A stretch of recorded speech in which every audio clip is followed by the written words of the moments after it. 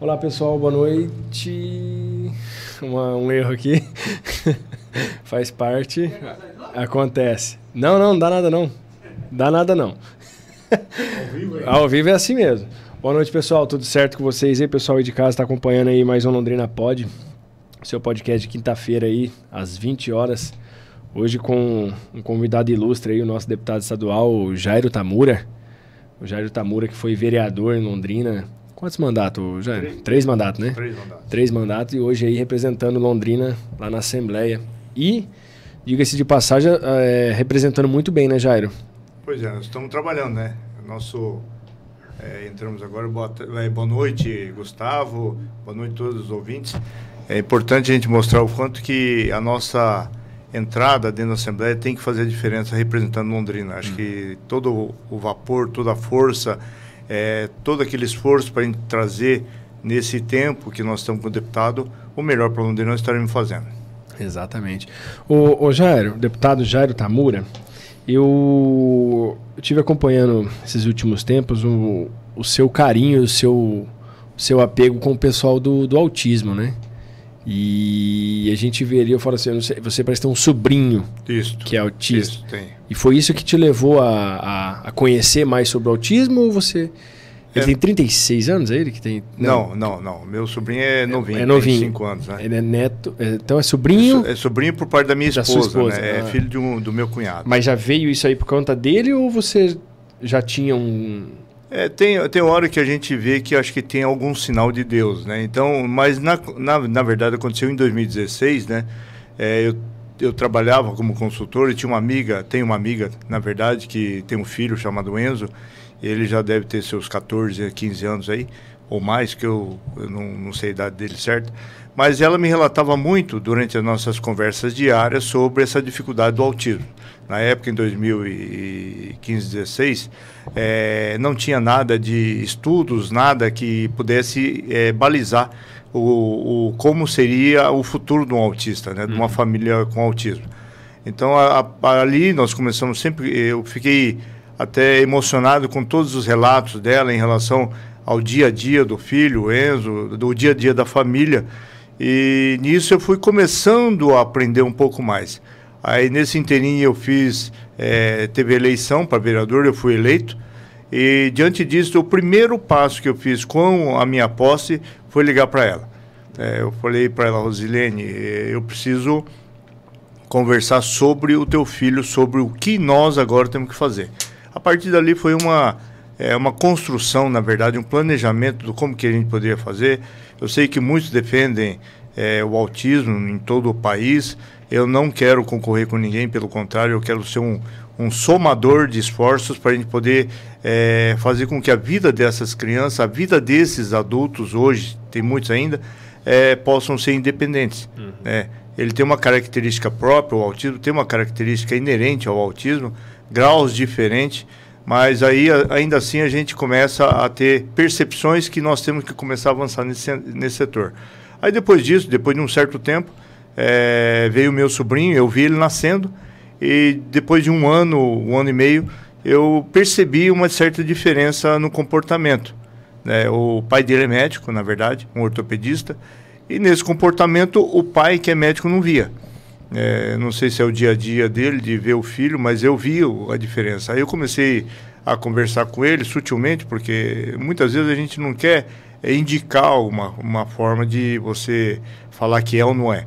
Mas numa conversa que nós tivemos, eu falei, olha, eu estou vendo que teu filho tem algumas características que me despertaram uma certa curiosidade. Eu queria que você olhasse, né, algumas características. Ele sabia muito que eu trabalhava com famílias autistas aqui em Londrina. Ele mora em Uberlândia. E nessa conversa que nós tivemos, estava ele, o sogro dele junto. Eu falava, teu filho tem esse tipo de comportamento. Aí ele quieto, como médico, e o sogro dele falou assim, é verdade.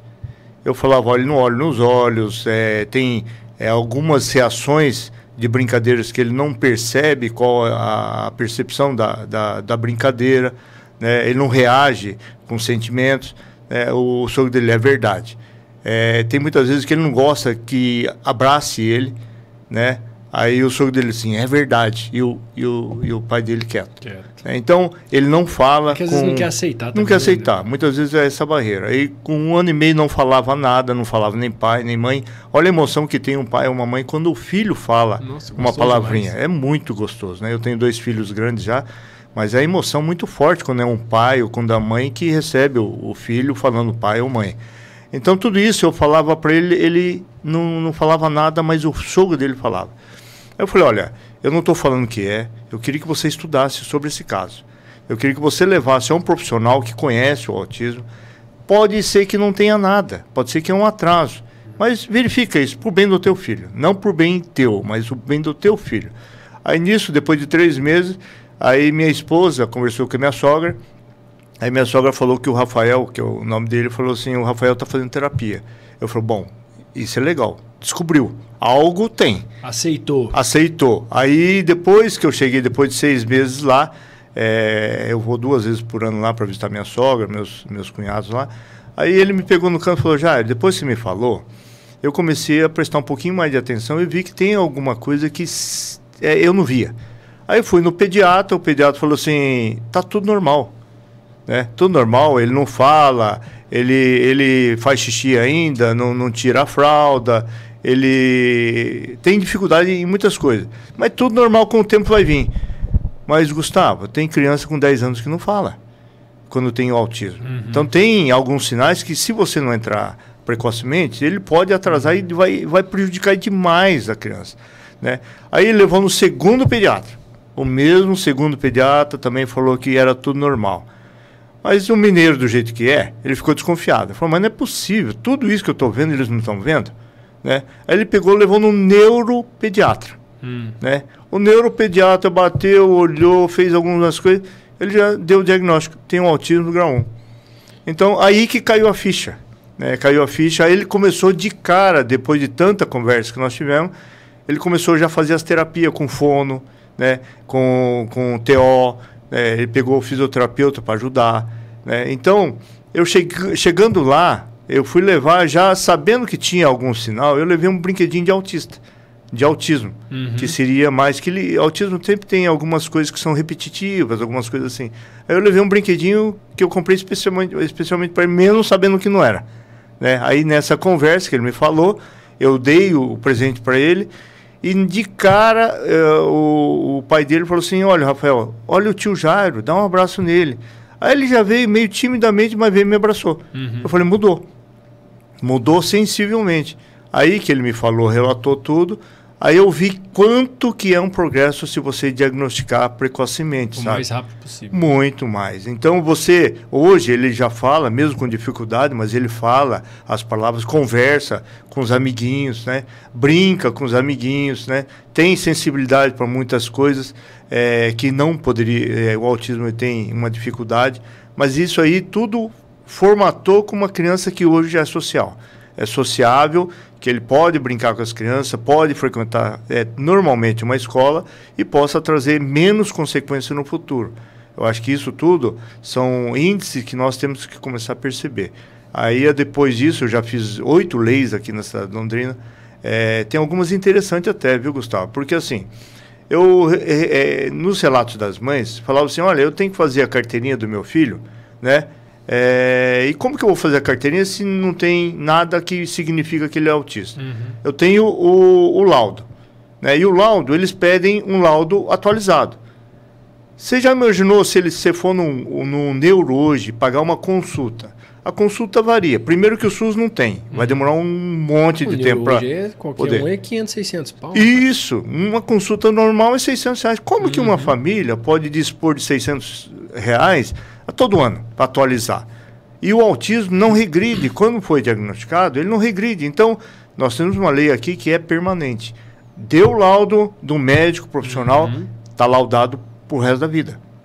Ele usa esse laudo para todas as esferas públicas, para documentação, para tudo. Aí nós conseguimos fazer uma carteirinha municipal, pela Secretaria de Saúde, fornecida pela Secretaria, com cadastro na Secretaria, para que a gente tivesse realmente um dado estatístico na cidade. Mas aí veio o estadual depois e veio o nacional, que não tem problema nenhum você fazer o estadual e o nacional. Só que a diferença de você fazer um municipal é que os dados ficam aqui, política pública. Você tem dados para brigar por mais terapias, por mais recursos do orçamento. E é mais fácil, né? Aqui dentro, né? Em Londrina, por exemplo. Isso. Que você Então são coisas assim que a gente vê a dificuldade, sabe? Nós tínhamos dificuldade na época de remédios. Muitos têm problema de dormir, né? Problemas às vezes de agressividade. Você tem que dar algo que possa ser melhor, né? Para acalmar tudo. Então, tudo isso tinha dificuldade na rede pública municipal e estadual. Então, tudo isso nós trabalhamos, hoje já tem fornecido gratuitamente. O grande problema hoje que existe ainda são as terapias. A rede pública não tem. Então, ainda assim, na minha intenção e objetivo é que a gente tenha um centro de autismo em todas as cidades do Paraná. A princípio, nas maiores cidades, depois vamos ir distribuindo para a gente que nesse centro do autismo a gente tem equipe multidisciplinar para fazer terapias gratuitamente. Esse é o passo que nós queremos dar e muito para essas crianças. Nós fizemos uma lei para que precocemente a gente possa fazer um diagnóstico pela rede pública, né? Só que ainda nós não temos profissionais na rede pública para poder fazer esse diagnóstico. Então você vê, cada passo tem um obstáculo, mas tem que superar de qualquer jeito para ver uma luz no fim do túnel. E parece que é difícil, né? Qualquer coisa que vai fazer é complicado, aí tem oposição, tem gente que não abraça a causa. Gustavo, sabe que o grande problema hoje é que, assim, diagnosticamente falando, eu tive uma conversa com uma neurocientista. A neuro falava o seguinte: Jairo, muito fala que é comida que nós estamos comendo enlatada, que tem outros tipos de alguma substância que possa fazer mal no nascimento, na gestação, mas geneticamente, essa neuro falou assim, é genética. Algum lugar que teve no passado, ele trouxe na corrente da genética da família, na árvore. Então, você vê muitas famílias que têm 2 filhos, 2 são autistas. Então, a chance de crescimento hoje, em todas as populações hoje do Brasil, de todos os estados, é muito grande. É muito grande. Hoje é assustador. É que eu vi um dado seu, inclusive, queria parabenizar na rede social do deputado Jairo Tamura, porque assim, tem político que só posta quando faz um projeto de lei, quando está ali na rua filmando um buraco e tudo. E ali, eu vi na sua rede social que você mostra muita informação. Por exemplo, eu nem sabia. Foi onde eu tirei aqueles 36 anos, mas não, é que você falou ali que de cada 36 crianças nascidas do mundo, uma já é um autista. Já é autista. Eu não sabia disso. Então, se você pega numa sala de aula aí, facilmente tem 2, 3. Assustador. Eu tenho dado palestras de autismo nas escolas. Para quê? Nós temos, assim, a característica de um autista, ele é mais introspectivo. Ele é quieto. Ele não entende, às vezes, uma brincadeira que você faz. Às vezes você chega e brinca, você está fazendo tipo, está pulando igual um sapo. Ele não entende o que é pular igual um sapo. Sabe? Então, essa brincadeira, ele não vai conseguir entender. Ele vai entender que o sapo é aquele bichinho que pula, mas ele não vai saber que você está imitando um sapo. Então, essa dificuldade, e isso aí provoca o bullying dentro das escolas. Então, o que a gente tenta fazer é conscientizar as crianças, amigas dessa criança, para que ele entenda que a característica de cada um é específica e o autismo precisa de ajuda. Os amiguinhos precisam entender o que é o autismo, porque quando você fala o seguinte para as crianças, fala, gente, nós temos esse tipo de autismo que provoca esse tipo de comportamento, isso. Será que você, se tiver um irmão com essa característica, você não vai protegê-lo? Né? Então, eles começam a perceber que se tiver um irmão que precisa de proteção, que os outros ajudem também a protegê-lo. Então, isso é a forma que a gente faz com que as crianças sintam que, se tiver um autista que tem uma dificuldade, ajudem essa criança autista. Que eles possam ajudá-lo do jeito dele, mas que possam não fazer bullying, não criticá-lo, não fazer que essa criança seja cada vez mais afastada da sociedade. O que a gente quer é que ele integre na sociedade. Muitas das famílias hoje que têm um filho autista, antigamente ficava reclusa dentro de casa, por quê? Normalmente a criança, ele tem uma hiperatividade, ele sobe em cima de sofá, não quer dizer que todos são, mas ele tem uma hiperatividade, mas tem sensibilidade a som, Então, se você tiver num aniversário, começa a cantar parabéns. A criança com autismo tem uma sensibilidade extrema ao som. Então, isso aí pode provocar que ele comece a gritar, comece a se bater, comece a bater no chão, comece a bater na parede, né? Então, o que a família faria? Reclusa. Não vai mais em festinha de aniversário, não vai mais em confraternização de família. Então, o que a gente faz é que todos que estão à sua volta pensem o que é melhor para essa criança, né? A família hoje pode usar abafador. Nas escolas hoje já tem abafador. Hoje eu estava numa escola, tinha uma criança autista, uma criança grande, tinha 13 anos. Aí a própria diretora falou assim: Jairo, essa criança tem autismo e a gente já disponibiliza um abafador. Quando tiver crianças que ficam gritando, ele tem a plena liberdade de poder colocar o abafador e ficar tranquilo. Legal. Então, que legal isso, né? Legal. Nos shoppings hoje, a gente fez uma conscientização nos shoppings, e lá já existe espaço de estacionamento para a família autista, já tem abafadores que possam ser. Então, tudo isso são mecanismos de ajuda que a gente possa fazê-lo que ele se ambiente. Uhum. Os mercados hoje, por exemplo, nós tínhamos uma lei que os mercados têm que disponibilizar um carrinho de compras para o autismo. Mas como assim, Jair? O carrinho para criança é uma carrinha que tem uma cestinha que cabe uma criança de 1 ano e meio. Um carrinho para deficiente é aquele motorzinho que a pessoa vai com o motor, tem uma deficiência física, uma deficiência de mobilidade, ele entra lá e vai. É uma cadeira de roda. Mas para o autismo não tem. O que a gente fez? É uma cadeira normal, uma poltrona normal, né? Pensa numa cadeira que fica atrás do carrinho de compra, mas que fique de frente com a mãe. A mãe leva o carrinho no começo com a criança, que pode caber até uma criança de 12, 13, 14 anos lá sentada. Ela começa a se ambientar dentro do mercado para futuramente começar a fazer aquele desmame, né? Vai tirando um pouquinho, vai andando junto com ela, vai acostumando, sabe? Esses tempos atrás, um gerente de um mercado chegou para mim e falou assim: Jairo, todo ano a gente corre nos mercados, vê como que tá. Esses dias atrás, tem uma família aqui, tem uma mãe que vem toda semana com o filho autista. E esses dias atrás ele começou a ficar irritado, começou a se bater e tal. E a gente não entendia o que era, porque a mãe começou a ver e chamou o gerente. Aí começaram a ver o som, para ver se o som estava alto demais, não estava. Para ver se tinha barulho e aglomeração, não tinha. Aí foram ver no que era. Na verdade, ele sempre passava por mesmo corredor, sempre naquele repetitivo, né? Uhum. O corredor que ele gostava, ia olhar as coisas que ele gostava, e tinha uma placa que estava torta. Uma placa que estava torta. Incomodou ele. Aí corrigiram a placa, parou. É tipo um toque. Isso, ele corrigiu, a placa parou.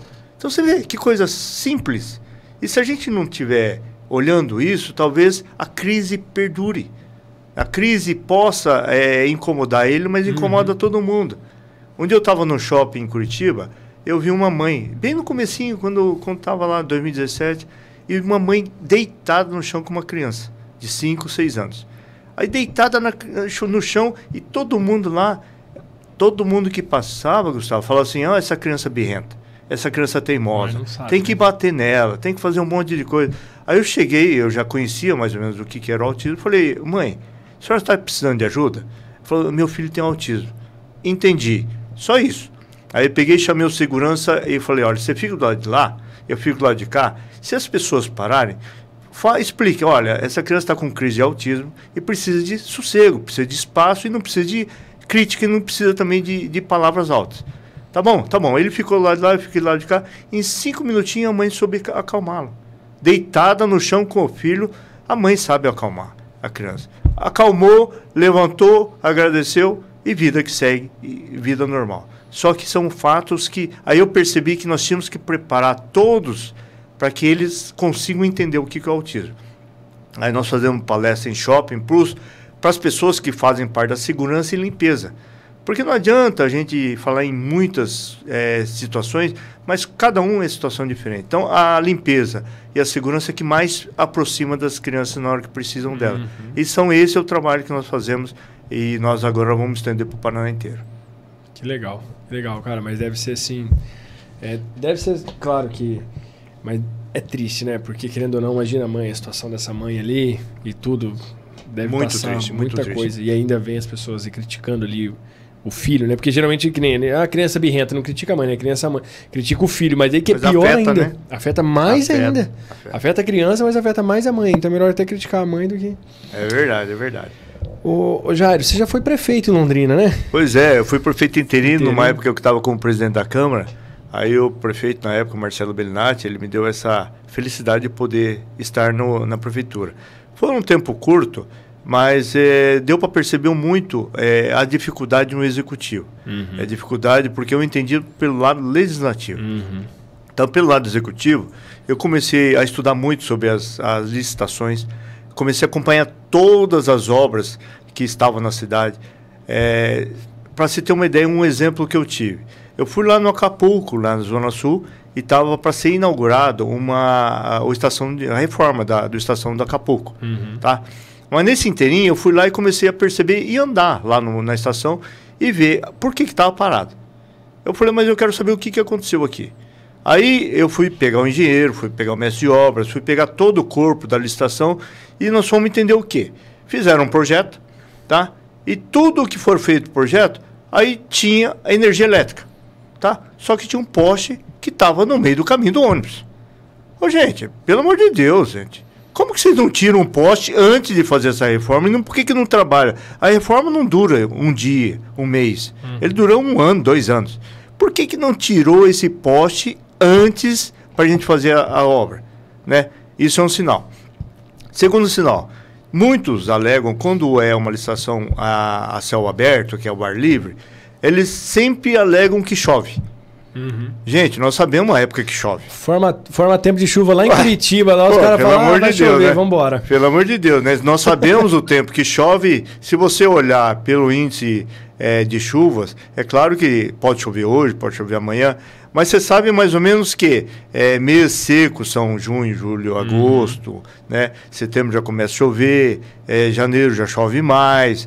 Então são épocas que a gente tem que perceber que pode haver um atraso, mas que o planejamento dessa obra, ele possa, nesse período que está mais seco, fazer tudo o que possa fazer para cobrir. E depois, no tempo que chove, faz internamente, faz alguma coisa interna, possa fazer... Né, a gente que trabalhava no meio rural, sou formado em agronomia e direito, a gente sabia que sempre deixava algumas coisas que no dia de chuva o pessoal não deixava de fazer nada. Ia lá pro barracão, ia separar alguma coisa que precisava separar, ia limpar alguma coisa que precisava limpar. Então, tudo isso a gente ia começando a perceber que existe essa dificuldade. A mesma coisa com a dengue. A dengue, você sabe que chove no período e você sabe que vai ter problema de dengue. Né? E por que a gente não começa a se preparar antes no mutirão de limpeza? Qual o tratamento? Como vai fazer para não deixar a água represada? Prevenir. É isso. Então, são coisas assim que a gente tem que começar a perceber. E no público é tudo isso, sabe? Chega sempre na hora, fala, atrasou. Mas o que aconteceu? A gente podia ter resolvido antes. Então, isso me trouxe uma bagagem, um estudo, uma educação de como que era feito que a gente não pode fazer mais. Tá pronto para ser prefeito, então. Já foi interino, ainda, né, não, mas... Ô, Jairo, falando em obra que a gente estava falando, eu sei que você falou hoje cedo já numa rádio aí, sobre a Sanepar. O problema da Sanepar é só aqui em Londrina, é empresa terceirizada, as empresas, né? Porque já vem lá de trás, desde da anterior, que também já causava transtorno, mas essa falta de água, tudo... O que você hoje, como deputado, você consegue ajudar mais nisso do que quando era vereador? Tem solução? Não tem? A Sanepar é um caso perdido, porque essa questão de falta de água, de manutenção, é complicado, né? Hoje, até nós conversamos hoje, um dos que estavam lá falou assim, a madrasta da Sanepar. Né? Não estou falando que o madrasta é ruim, pelo contrário, né? Mas é injusto, né? Quando a gente também critica, mas também traz benefícios e elogia também algumas coisas que são certas. Mas a Sanepar, eu fiz um pedido de informação até recentemente, mas onde eu quero saber o índice de reclamação e o índice de satisfação do cliente de Sanepar. O índice de satisfação vai medir as reclamações atendidas ou não. Aí nisso a gente consegue medir aonde cidades da região metropolitana têm mais dificuldade ou não. Né? Quando a gente fala em períodos que nós temos problemas, é claro que nós temos que sempre encontrar uma fonte de alternativa, o plano B, né? Então, eu acho que a Sanepar, ele tem sido um vilão para muitos moradores de Londrina, de Cambé, de toda a região, quando se fala em abastecimento de água. Por quê?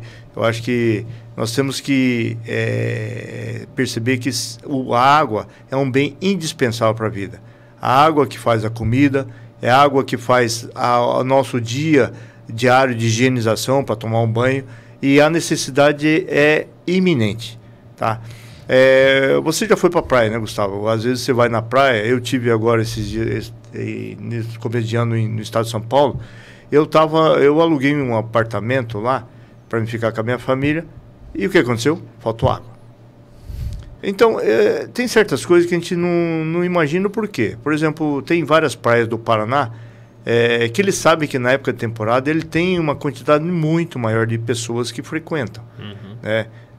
Tem praias aí que tem 200 mil habitantes, chega na época da temporada, tem 1 milhão. Mas ele recebe desses imóveis que são alugados para essas pessoas, o IPTU. E por que esse valor não é revertido para a satisfação dessas pessoas que vão lá na época de temporada? Porque os apartamentos ficam fechados o ano inteiro. Mas quando ele chega em época de temporada, eles também pagaram por isso. Eles pagam o IPTU o ano inteiro para poder fazer esses investimentos. Então, eu não acredito que isso é má gestão. Isso é coisa que não dá para admitir. Para falar sempre na desculpa que veio muita gente demais. Mas todo mundo que vai é porque ficou em algum lugar. Todo mundo que vai pagou ISS. Num restaurante, movimentou a cidade, ou ficou num apartamento que foi uma moradia durante essa temporada e que paga IPTU. Sim. Então, eu não admito quando a pessoa vem, a não ser, por exemplo, você está na tua casa, você fez uma comida para 2 pessoas, você, tua esposa ou teu filho. Aí chega uma família de um primo que não te avisou. Chega e falta comida na hora, aí não, tudo aí bem. Tudo bem. Isso é uma coisa esporádica, temporária, mas coisa que pode acontecer. Mas quando se fala nessa situação, qual é o planejamento que a Sanepar faz para a cidade para falar assim, olha, nesse período nós vamos fazer uma readequação nessa linha que está com canos que não comporta mais o tamanho da população. Beleza. Qual que é o plano B? Para não faltar água nessa população. Então, por que não planeja antes? Nós vamos ter que fazer uma caixa a mais ali para guardar um pouco mais de água, ou a distribuição tem que ser por outra saída, né? Para que essa população, se a gente cortar nesse trecho aqui, o mínimo possível seja afetado pela população. Eu acho que esse planejamento é realmente uma coisa que eu tenho que inteirar. E realmente, se tiver esse mau planejamento ou falta de planejamento, eu acho que nós temos que realmente fazer as críticas necessárias para que ele corrija isso. Né? Então, acho que isso é um mal que nós temos que corrigir. Né? Eu acho que tudo é planejamento, né, Gustavo? Acho que nós temos que pensar nisso. Porque fica um pouco, igual você falou, inadmissível, né, na seguinte questão. Domingo, todo mundo em casa, aí a pessoa fica sem água. Sábado, domingo, tem época aqui que teve gente que teve região que ficou 3 dias sem água. 3 dias. Então, assim, é complicado. O pessoal, tá batendo bastante nas rádios, a gente vê caindo em cima. Parece que não surta muito efeito, mas a gente espera que mude. Mas você que está escutando o podcast aqui, envia sua mensagem para o Gustavo aqui, com as suas críticas, com as suas também opiniões, como que se pode corrigir em relação a isso. Que aí você passe para mim, que aí nós vamos sempre estar transparente para buscar essa solução juntos, né? Porque igual, foi até legal você ter falado, né? Porque também só criticar também fica fácil, né? Às vezes, vamos tentar uma solução ali e tal, é bacana também. Jair, mudando de assunto, o pessoal da Guarda Municipal gosta muito de você, viu? O pessoal tem um carinho muito, legal. Muito grande por você. Eu estava lá na sede, fui lá conversar com o Osmar, e o pessoal lá tem um carinho muito grande por você, e eu queria saber de você a respeito da Guarda Municipal, com essa gestão nova e a gestão anterior, se você sente a diferença dessa Guarda Municipal de hoje para do ano passado, retrasado e de anos atrás. Sabe, nós tivemos na implantação da Guarda, eu era vereador no início do mandato dessa instalação, nós fomos atrás até em relação a como que seria instalado, os cursos, nós tivemos dificuldade no começo, foi uma verba do Pronace e do governo federal. E a instalação foi lá pelo 2010, se eu não me engano. Então, esse nascer, eu vi essa criança sendo nascida e hoje já uma adolescente. A Guarda Municipal hoje se tornou-se muito importante para a cidade em termos de segurança.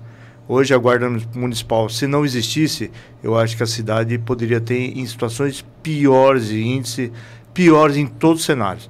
Então eu quero sempre enaltecer o quanto é importante cada agente que está na Guarda Municipal, que, Gustavo, eles são corajosos, são imbatíveis e são pais de família. Muitos deles, mães de família também, que dão a sua vida em proteção à nossa. Porque a força de segurança é essa. E Guarda Municipal hoje, para nós, ele tem aberto um leque muito grande. Isso me preocupa muito, pelo tamanho de agentes que nós temos na Guarda. Então, hoje, ela auxilia na Maria da Penha, auxilia nas escolas municipais, auxilia-nos nas ocorrências de prédios públicos, ela auxilia no rural, né, e auxilia também na segurança nas vias públicas, né, e trânsito também. Então, abrir um leque muito grande, isso dificulta um pouco o trabalho, né, e isso aí também tem tido uma certa falta no passado, mas eu acredito que nós temos que sempre combater a falta de estrutura com melhorias. Então, hoje o Canil, ele traz muita segurança em termos de captação de drogas, né? De pessoas traficantes que estão na rua fazendo mal para toda a sociedade, que um cão da Guarda Municipal hoje atua junto com o guarda, e não só juntamente como um parceiro, mas que tira das drogas, tira as drogas da cidade e muito mesmo, né? Hoje a Defesa Civil, a Guarda Municipal tem diretamente ligado à Defesa Civil. Então você vê o quanto que a Guarda é importante para Londrina hoje.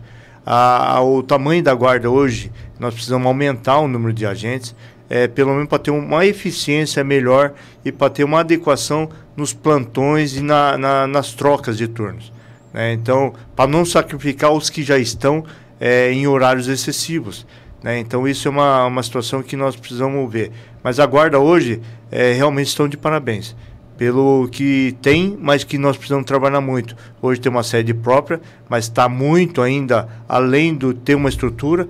Nós temos uma sede, mas não tem estrutura. O que é estrutura? Não tem móveis. As viaturas estão abandonadas ainda, nós temos com pouca viatura. Nós temos que sempre trazer novas viaturas. O Canil, para você ter uma ideia, o Canil foram feitas por donativos de guardas, de salário de guarda. Foram pegando um dinheirinho, cada um que é suado, e foram doando para fazer um Canil. Aí nós conseguimos uma conversa agora, recentemente, com o secretário de Justiça. Nós tivemos junto com os guardas municipais, o Osmar e outros que estiveram lá, o Jean, né? E o Zanluc também, isso, o Jean, o Zanluc e o Osmar. Nós estivemos lá e o secretário de Justiça falou assim: o que vocês precisam, deputado? Falou: o secretário, Santinho Roveda, nós precisamos de um canil novo, porque o canil lá está adaptado, é um puxadinho. Ele falou: quanto precisam para esse canil? 2 milhões de reais. Então traga um projeto que eu vou dar o canil. Então, você vê como que é uma conversa de amizade que foi bem atendida e viram a importância da Guarda Municipal de Londrina. Sim. Então, hoje, eu estou cobrando. Aí nós estamos fazendo o projeto agora o mais rápido possível para levar na mão do secretário e a gente concretizar esse sonho. Ter um canil, mas muito preparado para poder atender todos aqueles parceiros, né, que são dos PETs, que vão ajudar muito na segurança da cidade de Londrina. Eu acredito que essa questão aí dos últimos dias aí da Guarda Municipal, esse choque de ordem, chegou lá em Curitiba também. Chega, sim, né? Sim, chega, né? Chegou. Sempre chega, né? A gente tá antenado em tudo, né? Mas a gente tem que sempre defender as pessoas de bem, né? E os guardas municipais são pessoas que fazem aquilo que é necessário para proteger todos nós.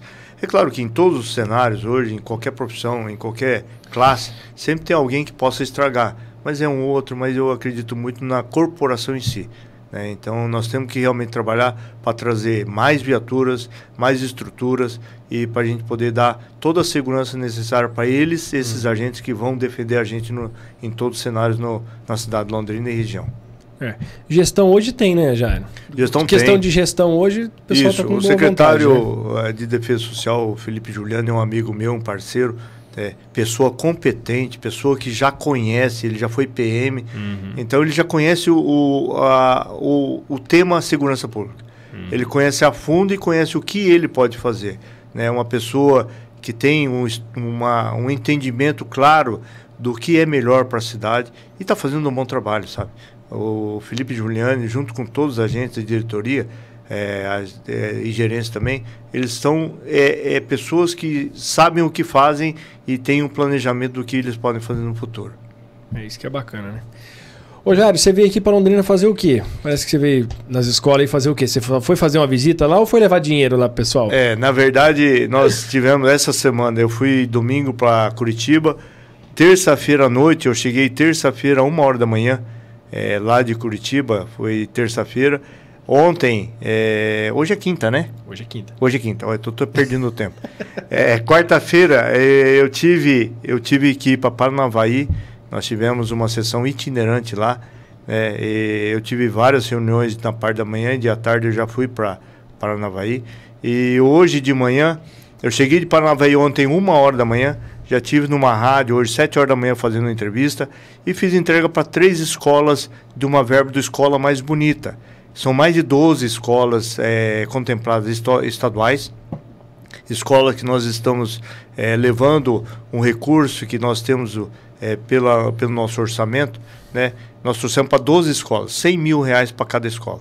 Então é uma melhoria sensível, porque quando a gente pensa em ser deputado, o deputado hoje representa aquilo que é a tua região, aquilo que é o teu município, né? E quando a gente tem 399 municípios e um deputado representa lá a região oeste, Cascavel, Campo Mourão, qualquer lugar que seja do estado do Paraná, ele vai levar a verba para lá.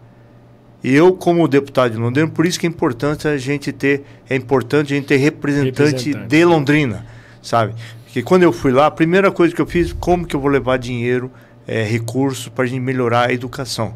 Aí eu já estou trazendo para 12 escolas R$100 mil para cada, para melhorar internamente do que é melhor para a escola. A diretoria, a PM, os pais, eles opinam para ver o que vai fazer com R$100 mil dentro da escola. Mas é um grande valor para poder melhorar a escola. Porque, na verdade, assim, né, esses 100 mil a mais, porque a estrutura já tem, os professores já estão pagos, a alimentação está ali. Esses 100 mil ali realmente é um a mais para melhorar ali, às vezes, um ventilador, não sei se um jardim, basicamente para isso. Isso, mas sabe, Gustavo, tem certas coisas que o pessoal ainda não conhece, né? Nós temos escolas ainda antigas aqui, escolas que você... olha, nós chegamos a mais de 30 graus nesse verão. Nós chegamos a um calor insuportável, que você tem dificuldade até de você ficar inquieto, até com problemas de respiração, né? Praticamente insalubre. Isso, insalubre.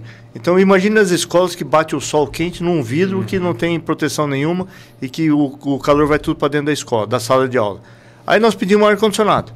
Beleza, está chegando. Está chegando os ar-condicionado nas escolas. Mas já tem melhor, né? Não, mas você vai ver, a fiação é antiga. Não tem fiação. Eu vi ar-condicionado chegando na escola, até hoje eu fiz uma visita, o ar-condicionado está parado lá, porque não tem fiação que comporte o ar-condicionado. Aí não tem fiação e não tem o padrão. Né? Então, escola mais bonita, eu entendo que a escola mais bonita tem que ser algo que seja... Por exemplo, você mulher, você jovem que usa maquiagem, usa batom. Adianta você usar o batom se o teu dente não tem dente ou tem dificuldade para mostrar o... Então acho que nós temos que fazer o básico. E o básico quem tem que fazer é o governo. Sim. Não os R$100 mil que eu estou dando para a escola mais bonita.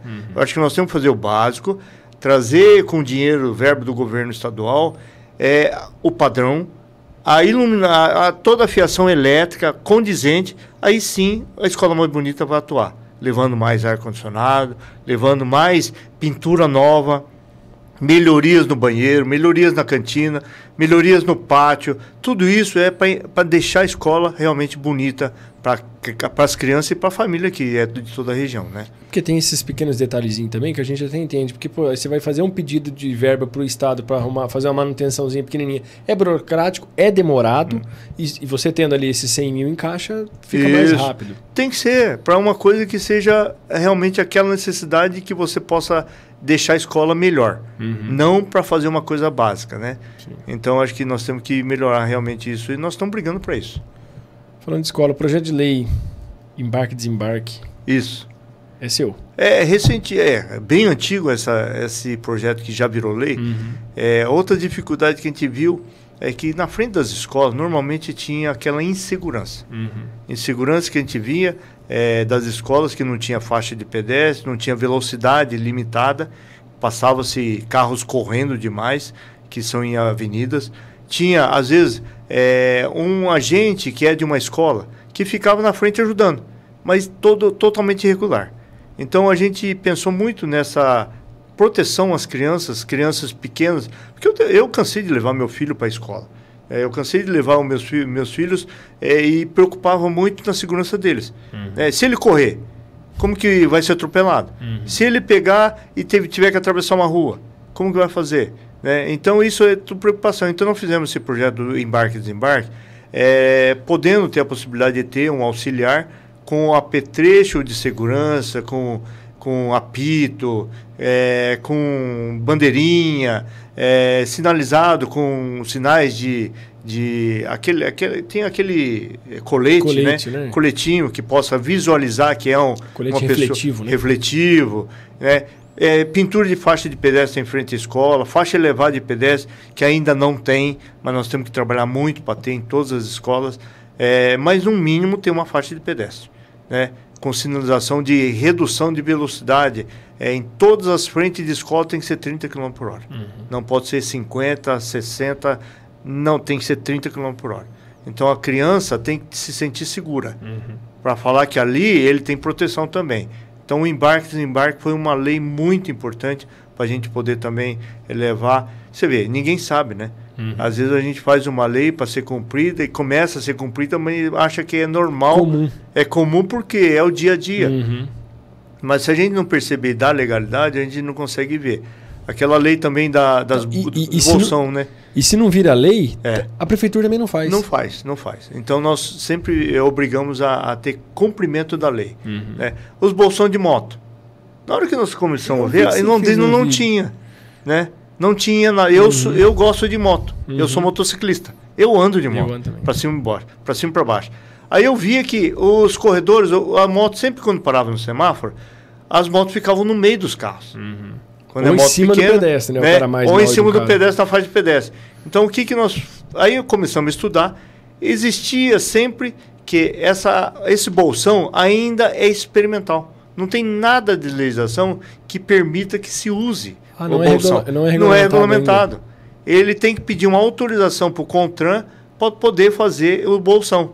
Eu falei, então tá, nós vamos fazer uma lei que é obrigado a ter em Londrina. Então no município Aí nós fizemos hoje, tem uma lei hoje específica para bolsão. A CMTU já, com essa lei, já pediu ao CONTRAN e já foi permitido fazer vários bolsões que nós temos. Na Duque de Caxias quase inteira tem. Já nós temos em vários cantos da cidade, aí nós temos os bolsões, né? Nas grandes vias que são perigosas, aí na Via Expressa nós temos. Então, tudo isso trouxe proteção aos motociclistas que possam... Sempre eles são mais rápidos do que o carro. Eles vão arrancar primeiro. Eles vão na frente, sai rapidinho, não fica desafiando nada entre carro e moto, e nem ônibus. Então, fica lá isento. E cada um que possa se acidentar é um leito a mais no hospital. Então, o que a gente previu é que se a gente fizer o bolsão e tiver uma defesa para o motociclista ou para o seu passageiro, porque você sabe que motociclista tem muitos que correm muito, tem outros que correm menos, e tem muitas meninas e mulheres que usam moto. Então, são diferenças muito clássicas. Só que o para-choque da moto é a tua testa, mesmo. É teu corpo. Então, se bater, você vai para o hospital, vai machucar, vai para alguma emergência, mas é um leito a mais. Sim. Então, se a gente proteger que esse motociclista possa deixar de cair, possa deixar de ter um acidente e deixe vago e ocupe uma vaga de leito de hospital, a gente está fazendo desafogar a saúde para a gente poder dar proteção às pessoas que também têm família. Que se acidentar e trabalha e fica parado, aonde que vai vir o sustento? É do trabalho dele, né? Exatamente. Por isso que é importante. Uma coisa leva a outra. Você vê como que você tem fundamento quando você faz uma lei que é específica para salvar a vida, ou para proteger, ou para o bem-estar das pessoas. E isso é o objetivo que sempre que eu tive na política, e buscar esse tipo de caminho, né? Por isso que a gente... nós fizemos bastante leis, e leis com esse fundamento de poder proteger as pessoas. É assim, ó, não é lei de... Não é lei, né? Mas também não é ficar perdendo tempo fazendo dia da música, dia do rock, dia do não sei o quê. Pode até ser, pode até fazer. Sim. É legal. Sim. Mas vamos primeiro resolver, vamos dar prioridade, vamos resolver primeiro os problemas que a gente tem de saúde, de educação, de trânsito, que realmente é muito... Que daí, igual a gente tá falando, né? Que o trânsito, um problema de trânsito, ele pode ser um problema de saúde pública, porque Sim, daí sim. um acidente... É isso aí. É uma vaga a mais no hospital. É uma vaga a mais no leito. Então, assim, você vê como que pessoas inteligentes, elas já têm essa inteligência de ligar uma coisa na outra. É prevenção, né? Acho que é uma corrente que você vai sempre ligando, né? Tem que fazer isso. Acho que é importante. A política tem que ser isso. É um instrumento para você proporcionar o bem-estar para as pessoas. Seja agora, seja no futuro, ou com a experiência do passado. Então, isso tudo vai fazendo uma corrente. Isso é bom. Jair, projetos agora para 2025... 2025 e até 2026, né? O que você pensa em... Na verdade, a gente que entrou agora na Assembleia Legislativa, a gente está conhecendo ainda, né? O que é o poder um pouco maior do que a gente tinha aqui no município. Que é uma diferença grande, por sinal, muito né? Grande, muito grande. Assim, na verdade, eu entrei como um dos 54 deputados. E do interior, na metade do caminho. E como que eu vou sentar na janela? Não tem como sentar na janela. Não tem como sentar na janela. Então eu tenho que aprender um pouco mais como as pessoas são as atitudes. Mas é lógico que com a experiência que a gente tem aqui como vereador, a gente conheceu os bairros, conhece as pessoas, conhece a dificuldade e conhece os problemas. E se espelhar isso em todos os municípios do estado do Paraná, a gente pode pensar muito nas soluções. Por exemplo, nessa da Sanepar. A gente, nessa atacada que nós estamos fazendo, já pensando na solução, já estamos pensando já na solução em Cambé, né? Em Ibiporã é municipalizado, mas em outras cidades não. Então, nas cidades onde a Sanepar atua, nós já vamos começar a buscar a solução para eles também, né? Então, agricultura, nós temos que resolver o problema das estradas rurais, né? Porque é o escoamento da safra. É o escoamento que traz o alimento para a nossa mesa. Como nós vamos fazer para trabalhar para isso, né? Então, a educação, melhoria nas escolas. Nós já estamos trabalhando para trazer 100 mil reais para cada escola. Então, já é um caminho claro que a gente pode ajudar as escolas municipais e estaduais também, né? Os recursos que possam ajudar o município, que repasse para as escolas municipais, creches, estrutura das ruas em asfalto, né? Então tudo isso são um caminho que nós temos que aprender muito. Eu sou sincero e humilde de falar que ainda estamos aprendendo a esfera das secretarias de governo do estado, o orçamento que existe cada um, qual a participação que a gente possa ter nesse orçamento e destinar à nossa cidade. Mas pode ter certeza que se tiver R$1, eu vou trazer R$1,50 para Londrina. Eu vou trazer para mais 50%, para mais 100% daquilo que nós podemos. Então, acho que isso é representatividade. E nós queremos que Londrina seja melhor realmente a cada dia que passa. Muito bom, Jair. Quer deixar mais um recado pessoal, alguma coisa? Não, foi muito bom, viu? 29 mil votos você fez, né? Foi 29. Também. Com muito esforço. 18 mil votos só em Londrina. 29 mil votos. Nós tivemos votos em 266 municípios. E, na verdade, foram votos de amigos, né? Então, nós tivemos muitos amigos que me ajudaram nessa construção dos 29 mil votos. E agora com o nosso trabalho, eu quero muito a mostrar ao cidadão londrinense que vale a pena a gente ter um deputado estadual de Londrina, porque a representatividade de Londrina se faz com a presença lá, no jogo de força de poderes, né? É claro que cada um faz o sua apresentação e sua busca de recursos, mas a representação é local, né? Então eu queria muito poder tranquilizar todos os londrinenses que votaram em mim e aqueles que estão me conhecendo agora, pode ter certeza que se depender do trabalho e do esforço para me fazer tudo o que eu posso para trazer para Londrina, com seriedade e responsabilidade eu vou fazer, né? Por isso que eu quero muito mostrar. Eu durmo pouco, ando muito, mas pode ter certeza que tudo isso vai ser muito importante para a gente fazer uma Londrina melhor. Bacana. E eu, como londrinense, um obrigado para você por estar representando nós lá e muito bem. Agradeço mesmo por você tá lá brigando pela gente, pelas crianças. E é isso aí, pessoal. Queria agradecer vocês aí pela audiência, ao Jairo, pela disponibilidade de ter vindo aqui no nosso programa. Volta para Curitiba ainda hoje? Não, amanhã. Hoje não. Hoje eu tenho jantar, tenho a posse da Sil hoje ainda. Né? Amanhã eu tenho que ir para Umuarama, na região de lá. Era para mim estar em Foz do Iguaçu. Tinha uma destinação de uma verba de 1 bilhão para a saúde. Nossa. E eu não vou conseguir ir para lá, porque não dá para ter duas pessoas. Não consegue conciliar. Né? Se tivesse 2 pessoas, dava para a gente poder distribuir, mas não consigo fazer tudo isso. Mas eu preferi ficar em Londrina para trazer recursos para as escolas daqui de Londrina. Maravilha. Tá aí, pessoal. Obrigado para vocês aí que estão nos ouvindo aí. Agradecimento aí para vocês. Agradecer aos patrocinadores, Rei da Coxinha. É isso aí. Boa noite. Até mais.